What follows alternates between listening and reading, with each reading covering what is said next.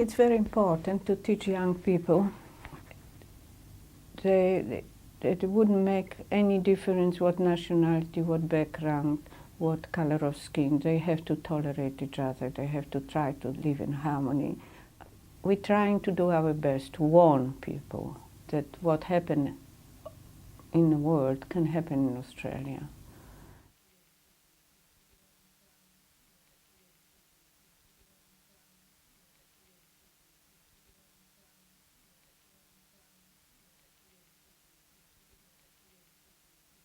They organized the ghettos, and we had a difficult decision. My parents had a difficult decision to go to the ghetto or stay outside the ghetto, or people got killed in the street, people were taken away and never came back.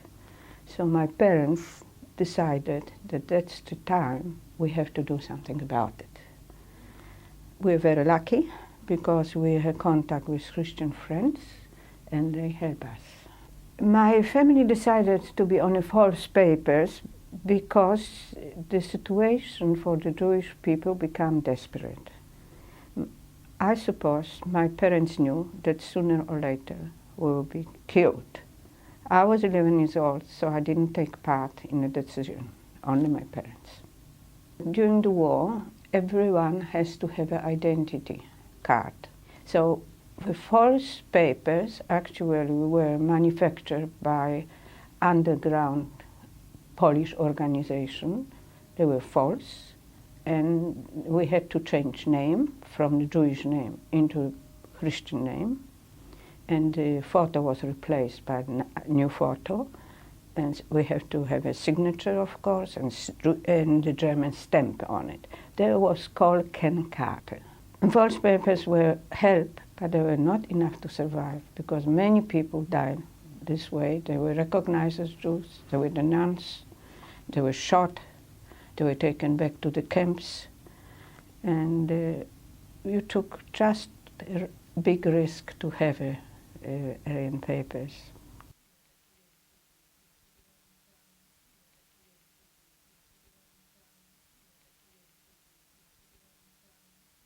When we came to Warsaw from Krakow, we lived in one part of Warsaw and my father lived in another part of Warsaw. But we used to meet occasionally in different places like parks, museums, churches, and quickly parted because we were always scared that we might be followed by someone and might be recognized as Jews. But that was only one way to keep contact. I was the main person who was always between my mother and my father, and I used to meet my father quite often and bring the news to my mother. Survival during the war was a question of luck. What I had to do, nothing. Be lucky, that's the first thing. And I was lucky in some way because I looked like a Polish girl. I spoke like a Polish girl, and I knew Christian religion, which was very important. I knew how to cross myself, I knew the customs, Christian customs, because I used to go to school before the war and I observed how the other Christian people prayed. I tried to pretend that I'm not Jewish, and I had to make myself believe that I was not Jewish. Otherwise, I would not be able to cope with the situation. I peroxide my hair, so I had to be blonde. And when I saw a Jewish person in the street, I turned my head the other way around because I didn't want to be connected to a Jewish person. Fear was with me all the time, underneath.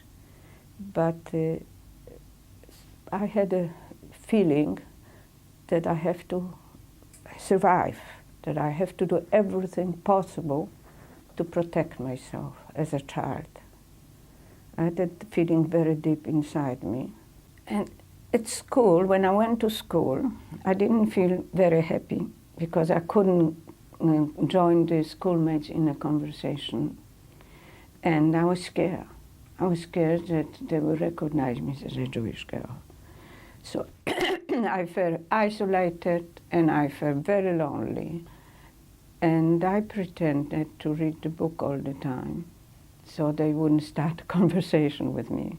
But underneath, I wanted very much to get close to my schoolmates. There were many German agents, there were many collaborators, blackmailers, and we were always scared of them.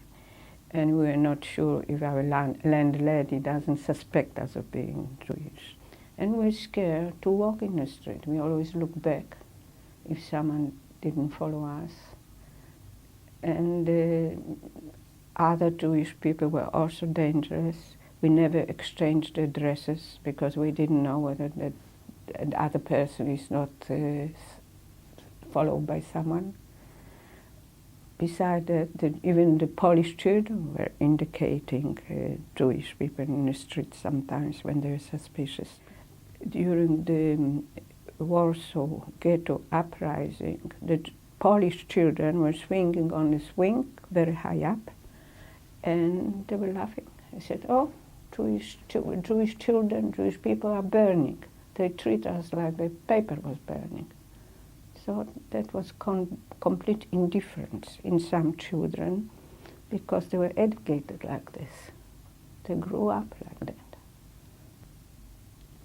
The most important event in my life was when my father was taken off the street and for interrogation in the Gestapo. You know what the Gestapo means. He was taken off the street under suspicion that he was Jewish, and he was taken to the Gestapo. And he was cruelly interrogated by them. How cruelly, that would take a long time to talk about. And he was exceptionally lucky because he had 2 Christian friends who came to the Gestapo and said that they know him as a Christian person for many, many years.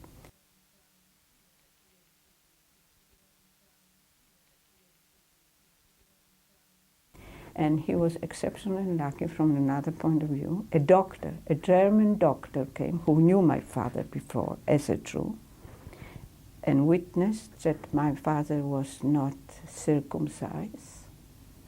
And we had a very, very traumatic time to wait for him when he got out of the Gestapo. I think that was the worst time for me, when I realized that my father could be dead. It was very difficult when there was an uprising in Warsaw ghetto. Then I thought I wouldn't be able to survive because I saw what was going on. I saw the fire, I saw the burning buildings, and I saw people screaming, and from outside, of course. And then I didn't know how to react, so I became completely numb. I think I had a feeling of numbness. That doesn't touch me, that's something different. But I was scared. I was very scared. I remember when I walked in Warsaw streets, I looked down on the ground because I knew if someone looked in my eyes would see that sadness in them. That was characteristic during the war. People could behave like Polish people, could look like Polish people, but certain expression in their faces betrayed them. So I remember at the time, it was the very difficult time, and I wished I was a little girl again, 5, 6 years old, so I would not be able to understand what was going on around me.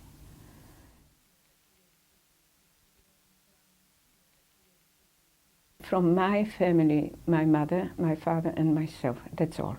Nobody else. I lost my grandparents, I lost my auntie, and I lost many friends, and I lost my cousins.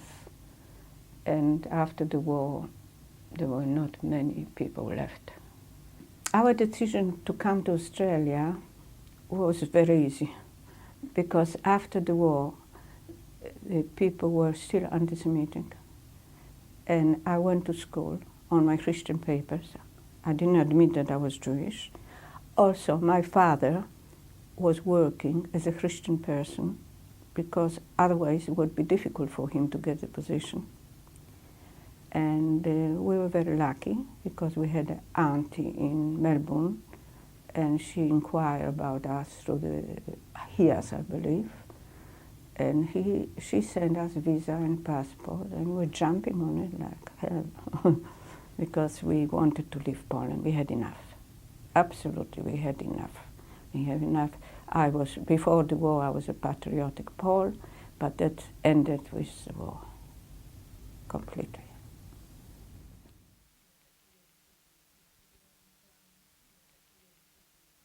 I didn't feel so happy at the beginning. I couldn't adjust to the people around me. And when I worked in the office and there were some remarks made, anti-Jewish remarks, I still didn't admit that I was Jewish. I knew, well, if somebody would ask me direct question, are you Jewish, are you not, maybe I would answer I was Jewish. It was difficult for me to admit openly that I was Jewish because I had that scare, that fear in me so deep that it was very hard to get rid of it for many, many years, until I came to the Holocaust Center. And then I was completely free. Free to talk, free to open my mouth. I never talked before. Not because I was scared, because I didn't want to. I thought whatever I went through, it's forgotten. It's past. And when I came to the Holocaust Center, I opened my mouth and started to talk, and I felt a relief and started to write. And when I wrote my memoirs, I felt complete relief of my thoughts and my experiences during the war.